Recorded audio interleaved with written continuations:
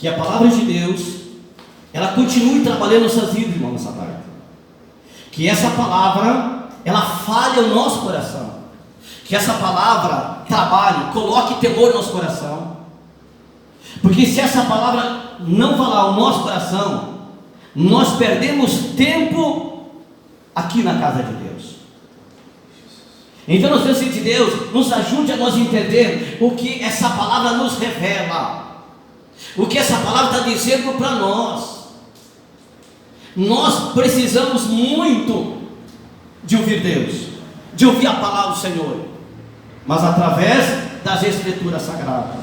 Então que essa tarde o Senhor Deus, o Todo-Poderoso, Ele possa estar falando com nós através desse livro sagrado, onde o apóstolo Pedro, ele continua nos orientando, dizendo que como devemos ser guerreiros, e como devemos ser pessoas que vão fazer parte do reino dos céus, e como vamos ser libertos do pecado, do sistema do mundo, dos demônios, das maldições hereditárias. Será que tem maldição hereditária? Será que tem? Muitos dizem assim: irmão, eu aceitei Jesus e as maldições hereditárias já não tem mais, Jesus levou. Verdade, Jesus levou, mas para quem assumiu o Evangelho, para quem obedece, para quem não está no Evangelho falso, para quem realmente tomou decisões, aí Satanás não tem mais legalidade. Então aquela maldição do pai e da mãe não tem mais poder na nossa vida. Mas enquanto nós não assumimos o Evangelho, a maldição ainda acompanha milhares de pessoas hoje que se dizem cristãos. É verdade isso ou não? Milhares de pessoas. Deus tenha compaixão, Deus tenha misericórdia de nós, e assim seremos abençoados, e assim seremos tocados pelo Espírito Santo. E continuando essa palavra, diz assim, irmãos: porque os olhos do Senhor estão sobre os justos, e os seus ouvidos atentos às suas orações, mas o rosto do Senhor é contra os que fazem mal. Entendemos uma coisa nessa tarde, que os olhos de Deus estão em quem? Em quem ora? É isso? Em quem ora? Vamos ver o texto. Porque os olhos do Senhor estão sobre o justo, e os seus ouvidos atentos às suas orações, mas o rosto do Senhor é contra os que fazem males. Então, muita gente diz: irmão, você precisa orar para ter relacionamento com Deus. Num certo sentido, isso é verdade. Mas se você não tem uma vida consertada, e se você não observa os mandamentos, e se você ainda está numa falsa esperança, os olhos do Senhor estão aos justos, aqueles que se arrependem, aqueles que têm decisões em deixar o pecado. Justo significa aqueles que têm santidade com Deus, compromisso com Deus. E os olhos do Senhor é contra quem faz o mal. Você mente, você briga, você odeia, você injúria. E como que você diz que você olha e você está livre do problema? Será que essa palavra está certa?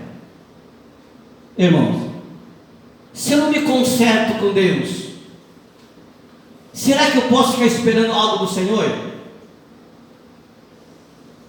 Irmãos, quando Jesus disse: vinde a mim todos que estão cansados e sobrecarregados, eu vos aliviarei, Ele chamou para abençoar ou para ensinar? Os dois, para abençoar e ensinar. E a bênção dele partia do momento que as pessoas entendessem o Evangelho. Você não lembra que quando ele pregava na sinagoga, e as pessoas acreditavam, ele ordenava que os demônios fossem embora das pessoas, os demônios iam embora. Mas por que os demônios iam embora? Porque eles entendiam a palavra do Senhor, que Jesus era Deus, e quando Jesus falava que era para deixar o pecado, eles se arrependiam. Então os demônios tinham que se retirar, porque não teria mais espaço, porque o espaço dos demônios estão aonde? No pecado. Pessoas em pecado podem ter fé em Jesus? Pode ou não pode? Pode ou não pode? Os fariseus tinham fé no Deus de Abraão? Jesus censurou eles. Jesus reprovou eles. Só que hoje temos vivendo um evangelho onde a maioria dos pregadores realmente diz que a bênção de Deus vem para todo, de qualquer forma, de qualquer jeito. Não falam do arrependimento, não falam do pecado. E Jesus veio e censura. Você sabe censura que significa reprova. Sabe que Deus está reprovando hoje? Gente, com certeza está, né, irmãos? Deus está reprovando. Então esse texto, a palavra do Senhor está dizendo que os olhos do Senhor estão sobre o justo. Então vamos ter arrependimento, vamos para a oração, vamos ser sinceros. Irmão, nós temos que ser sinceros na nossa vida para com Deus. Eu sempre preguei e vou continuar dizendo, todos nós devemos ter vergonha dos nossos atos pecaminosos, e nós devemos saber onde estão nossos atos pecaminosos, para que Deus, o Senhor, possa nos abençoar, e Deus, o Senhor, possa trabalhar na nossa vida e fazer uma obra. Então ele diz assim, irmãos, e os seus ouvidos atentos às suas orações. As orações, o Senhor está atento, está escutando a oração de quem? Dos justos. Justo não é aquele que não peca, não é isso que Deus está dizendo. Não é aquele que desliza erra às vezes, porque erro é uma coisa, engano é outra. Então Deus está dizendo assim, que Ele está para ouvir a oração daquele que se arrepende, chora, vai aos pés de Jesus. Lembra que no livro de Mateus, no capítulo 5, Jesus falou assim: bem-aventurado aqueles que choram. Não é isso que diz a palavra de Deus? Mas chora por quê? Arrependido dos seus atos pecaminosos. Porque se você chorar de nervoso, de bravo, você vai continuar chorando, você vai continuar sofrendo. Agora, se você vai dizer: Senhor Deus, eu sou um pobre, necessitado, dependo do seu perdão, dependo da sua graça, da sua misericórdia, eu só sou alguma coisa se eu estiver na minha vida, senão eu não sou nada. Eu reconheço a minha pobreza, a minha miséria, nem aquilo que eu quero fazer correto eu tenho poder de fazer. Eu dependo do Senhor e eu começo a chorar na minha pobreza, na minha miséria. Ele vem me consolar e vai dizer: Satanás, sai desse homem, sai dessa mulher. Mas se eu não tenho arrependimento, eu não posso ser um homem abençoado. Eu preciso de Deus, eu preciso do Senhor. Então o nosso Deus continua dizendo assim: glória a Deus. Mas o rosto do Senhor é contra os que fazem mal. Então, se nós estivermos em condições, na qualificação de fazendo mal, nosso Deus é contra. Então não podemos só dizer assim: Deus é bom, Deus me dá e Ele resolve o meu problema. Não, Deus está dizendo assim: Ele é bom e reto para ensinar a quem? Quem que Ele é para ensinar? Os mansos. Você sabe que Ele fica manso? Manso é aquele que ouve, é aquele que cede para essa palavra. Então que essa palavra ela esteja ao nosso coração e nós podemos caminhar em nome de Jesus, e Deus irá nos abençoar. Depois diz a palavra do Senhor. Olha aqui, o nosso Deus usa o apóstolo Pedro: e qual é aquele que vos fará mal, se foste zeloso do bem? Pedro usa uma expressão aqui que é importante nós meditar. E qual é aquele que vos fará mal? Pedro está dizendo: quem é que vai fazer mal contra você? Ou contra mim? Se você for zeloso do bem. Sabe o que Pedro está dizendo?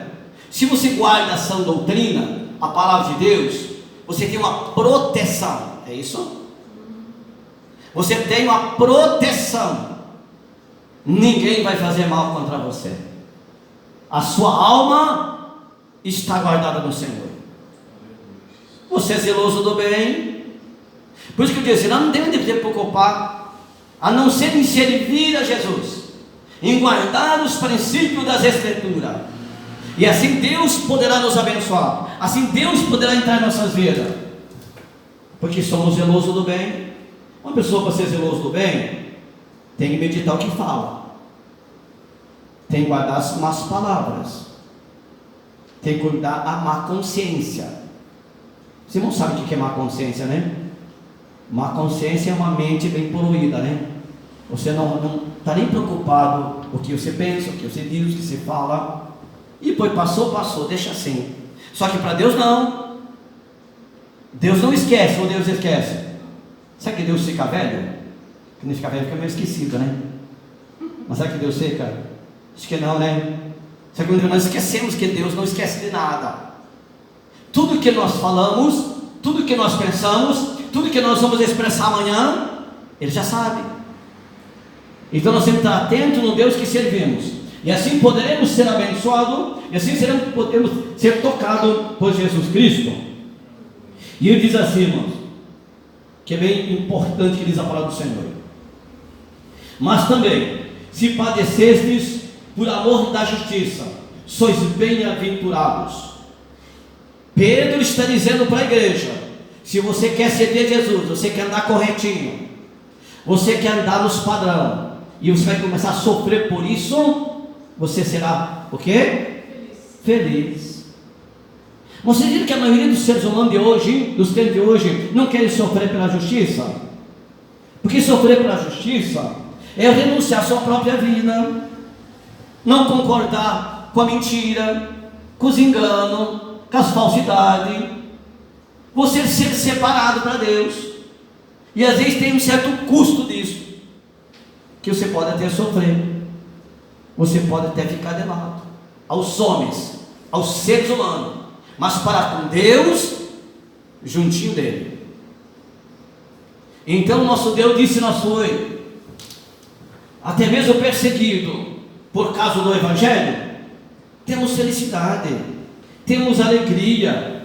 Então ele diz muito claro: se padecesses por amor da justiça, sois bem-aventurados, e não temas com medo deles, nem vos turbes, nem se aborreça. Você creu em Cristo, você aceitou Cristo, você deixou o mundo, você deixou o sistema, então agora você não se aborreça, fica tranquilo, e Deus irá nos dar graça, Deus irá nos abençoar. Eu acho, irmãos, que muitos de nós perdemos a unção de Deus, perdemos o poder de Deus. Por quê? Porque essa palavra parece que ela não penetra o nosso coração, porque ela tem que ser desenvolvida diariamente. Na verdade, diariamente ela tem que ser desenvolvida. A palavra de Deus ela tem que ser como alimento, como comida para todos nós. Irmão, nós para o nosso físico, nós tomamos um café, nós almoçamos, nós jantamos, porque sentimos fome. Mas de Cristo, a nossa fome é muito pouco, né? Ela não chega ao ponto de dizer assim: eu preciso ir pegar a Bíblia, meditar na palavra de Deus, eu preciso ler as Escrituras, para mim saber como que eu vou me alimentar. Nós precisamos estar atentos e ter essa sede e essa fome, para nós poder ouvir a voz do Senhor. E ele diz assim, irmãos: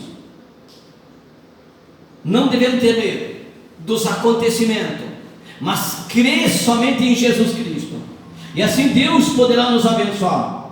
Mas uma parte importante que eu estava lendo hoje aqui, irmãos, no versículo 15 diz assim: antes santificai a Cristo como Senhor em vosso coração, estáis sempre preparados para responder com mansidão e temor a qualquer que vos pedir a razão da esperança que há em vós. Eu estava lendo esse texto, meditando essa palavra, e o apóstolo Pedro recomenda: antes de tudo, santificai a Cristo. Irmãos, como podemos santificar a Cristo? Como que Pedro usa essa colocação aqui para a igreja, para que a igreja santificai a Cristo? Cristo é santo? Como podemos santificar a Cristo então? Saindo do pecado. Quanto mais santidade em Jesus, Quanto mais a nossa vida é consertada, quanto mais temor, quanto mais reverência, quanto mais nós se unir a Jesus, mas não dizer apenas com palavras, com ação, com atitude. Não é dizer assim, ah, sim, eu sei, então entendi. Não, mas se você não tiver ação, se você não tiver atitude, não te engane, é uma falsa esperança. A santidade, nós precisamos ir à presença de Deus e é Deus, isso que eu fazia não faço mais. Se eu só via problema de pessoas, não quero mais, não vou fazer mais, eu vou deixar. Eu vou ler rapidinho aqui um versículo que eu já finalizar essa colocação. Diz aqui em 1 Pedro ainda, no capítulo 1 e no versículo 15, diz assim: mas como é santo aquele que vos chamou, sede vós também santo em toda a vossa maneira de viver. Aqui está falando de caráter, de um homem e de uma mulher que está dizendo que serve a Jesus. Modo de viver se fala de um caráter. Se não temos caráter, como falamos que temos fé? Como que falamos que Deus é Senhor e temos santidade? Nós precisamos pedir a graça de Deus. No versículo 16 diz assim: porquanto escrito está, sede santo, porque eu sou santo. Irmãos, igreja, deixa eu dizer uma coisa para os irmãos: não queira chegar até Jesus do seu jeito. Precisa de uma renúncia. Jesus está em primeiro lugar na sua vida. Jesus é centro. Será que Ele é Senhor? Ele pode comandar a sua vida? Será que Ele pode? Será que você entregou a vida para Jesus ser Senhor? Se nós entregamos a vida para Jesus ser Senhor, entenda uma coisa, que nós temos que sujeitar o que Ele diz, não o que eu penso, não o que eu quero. Jesus falou, no mundo tem aflição. Você entregou a vida para Ele? Vamos ser crente com aflição, vamos ser crente com batalha, com luta, vamos ser crente, e assim seremos mais que vencedores, porque essa palavra diz que o nosso Deus, Ele é Senhor para nos abençoar. Então que Deus abençoe muito a igreja, que Deus abençoe muito a nossa vida, que nós podemos ter reverência a essa palavra e ser abençoado em Jesus, amém? Que Deus assim nos abençoe.